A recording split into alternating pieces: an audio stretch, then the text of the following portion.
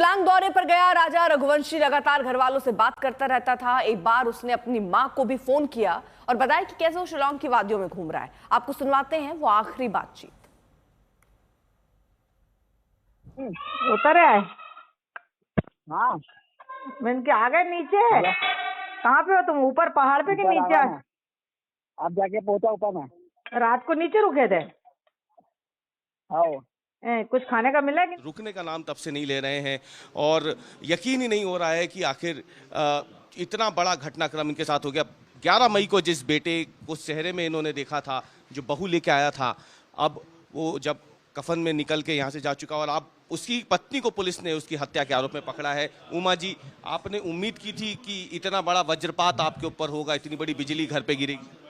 ऐसा कौन माँ सोचती है कि इतनी बड़ी बिजली गिरेगी? बच्चे गए घूमने के लिए, आ जाएंगे, दुनिया जाती हैगी तो अच्छे भले ही आएंगे ना। इतना तो अपन को नॉलेज नहीं था ना कि अपना बच्चा इस हाल में आएगा तो और अपन ने तो बहू को साथ में भेजा था ना। ये थोड़ी मालूम उसके पीछे कौन गए कौन नहीं गए।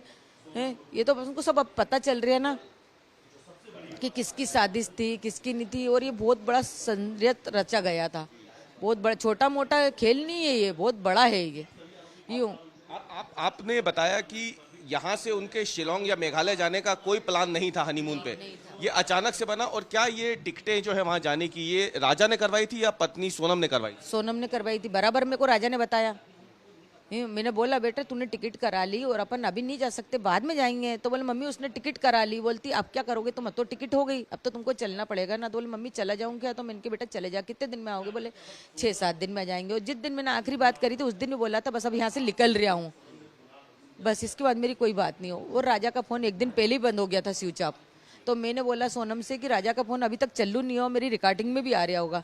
तो उन्होंने बोला नहीं अभी नहीं हुआ चल्लू।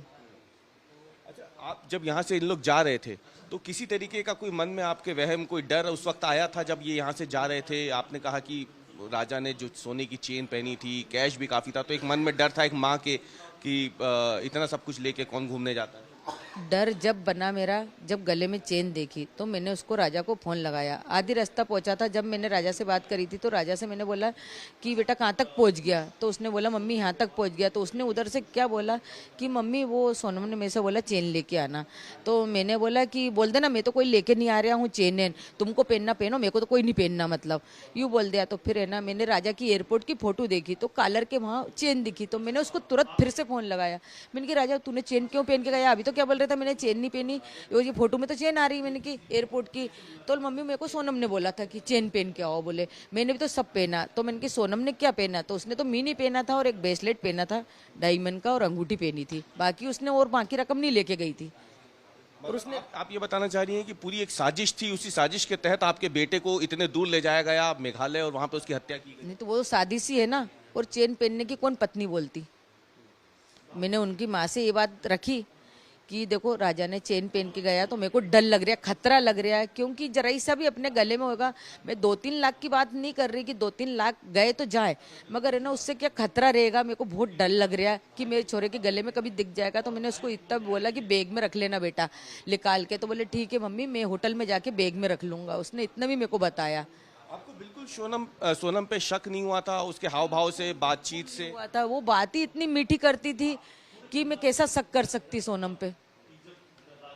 आपने खुद उस दिन फोन लगाया था, उन लोगों का व्रत था, हमने फोन पे बातचीत सुनी थी। आप वो अच्छे से बात कर रही थी, मैं भी अच्छे से बात कर रही थी, बराबर बात चल रही थी। फिर मैंने बोला राजा से बात करा दो। तो बोले अभी थोड़ी देर बात कराऊंगी। उसने यूँ बोला कि थोड़ी देर बात कराऊंगी। मैंने कहा राजा का फोन अभी भी स्विच ऑफ आ रहा है, चल्लू नहीं हुआ क्या? तो बोले नहीं मम्मी। सोनम के परिवार वाले अभी भी इस बात को मानने को तैयार नहीं है। वो पुलिस की थ्योरी को झुठला रहे हैं। वो कह रहे हैं कि उनकी बेटी ऐसा नहीं कर सकती है, लेकिन पुलिस कह रही है कि उसके पास सारे सबूत है, चैटिंग है, कॉल रिकॉर्ड्स हैं और जो लोकेशन वो साझा कर रही थी वो तमाम चीज़ें पुलिस के पास मौजूद है। लेकिन घर वाले अभी भी उसके कह रहे हैं कि उनकी बेटी ऐसा नहीं कर सकती। नहीं तो उनके घर वाले ने तो हमको पहले भी बोला था ना हमारे बच्चे ऐसे नहीं है, संस्कारी है, हमारी लड़की बहुत ज़्यादा संस्कारी है। तो हमने तो वो संस्कारी पे विश्वास करा ना। समाज में विश्वास नहीं करेंगे तो कहाँ करेंगे बोलो? हम वो समाज में शादी करी किस लिए करी? विश्वास के लिए करता ना कोई भी इंसान समाज में शादी। सोनम को किसने चुना था राजा के लिए? राजा ने मेरे को फोटो दिखाई थी, मम्मी सोनम अच्छी है, 25 साल की है, मेरे से छोटी है। राजा 28 साल का होके 29 में लगा था। तो मैंने बोला बेटा बराबर है, दोनों के मतलब गिरे चक्कर अच्छे हैं, मंगल है, उसको भी है मंगल, इसको भी मंगल है। कुंडली उन लोगों ने दिखवाई थी, जो शास्त्री उनका जो फोन पे बात कर रहा था ना, उन्होंने कुंडली मिलवाई थी। हमने बोला हम 1 साल बाद शादी करेंगे, तो उनके पापा ने बोला है कि 1 साल बाद कोई लगन नहीं है इन बच्चे उनकी। फिर हमने बोला ठीक है, करना तो है, अपन कैसे करके कर लेते, 1 साल बाद भी करना अपन को। तो हमको नहीं मालूम था कि जल्दबाजी का फैसला क्या निकलेगा। ये हमको अब समझ में आ रहा है ना, हमारा दिमाग तो अब वो चल रहा है ना कि जल्दबाजी क्यों करी थी। उनकी लड़की में खोट नहीं होती तो वो जल्दबाजी नहीं करते, कुछ ना कुछ तो होएगा। सोनम को नहीं रहना था तो वो नहीं रहती, मगर मेरे बच्चे के साथ ऐसा बहुत गलत हुआ। सोनम ने करा, वो लड़के उनने करा, 3 ने, जिसने भी करा है, मगर मेरे बच्चे के साथ बहुत गलत हुआ। सजा की मांग करते हैं आप? सोनम को तो बहुत बड़ी से बड़ी सजा मिलेगी, अगर उसने करा है तो फांसी मिलेगी। और बाद में कभी उसका नाम आया तो उससे बड़ी सजा बताऊंगी, मैं आप सबको बताऊंगी। एडीजी लॉ एंड ऑर्डर क्या कह रहे हैं वो भी आपको सुनवाते हैं।